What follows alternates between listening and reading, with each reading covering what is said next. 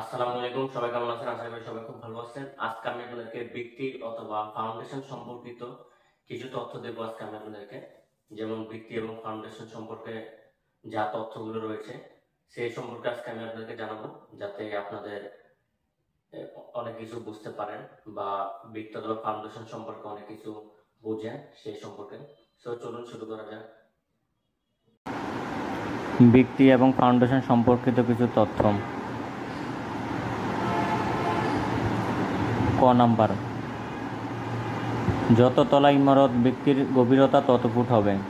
অর্থাৎ 4 তলা ইমারতের জন্য ভিত্তির গভীরতা 4 ফুট গভীরতা হবে। 3 তলা ইমারতের জন্য ভিত্তির গভীরতা 3 ফুট গভীরতা হবে। খ নাম্বার, যত তলা ইমারতের ভিত্তির প্রস্থ তত 10 ইঞ্চি হবে।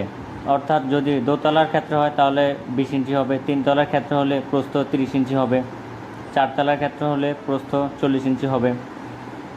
ইমারতের প্লিন্থ লেভেল বিদ্যমান রাস্তার লেভেলের থেকে 1 ফিট 6 ইঞ্চি থেকে 2 ফিট এর উপরে হবে।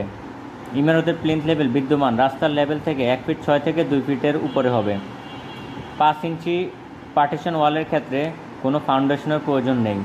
10 ইঞ্চি ইটের দেওয়ালের কাঠামোর চেয়ে আরসিসি কাঠামোতে 15 থেকে 20% খরচ বেশি। সম্পূর্ণ ইমারতের খরচের 15% লেবার খরচ। ভরাট মাটিতে মেঝে ঢালাইয়ের পূর্বে 1.5 মাস সময় কম্প্যাকশন করতে হবে। এটা হলো ভিত্তি ফাউন্ডেশন সম্পর্কিত তথ্য।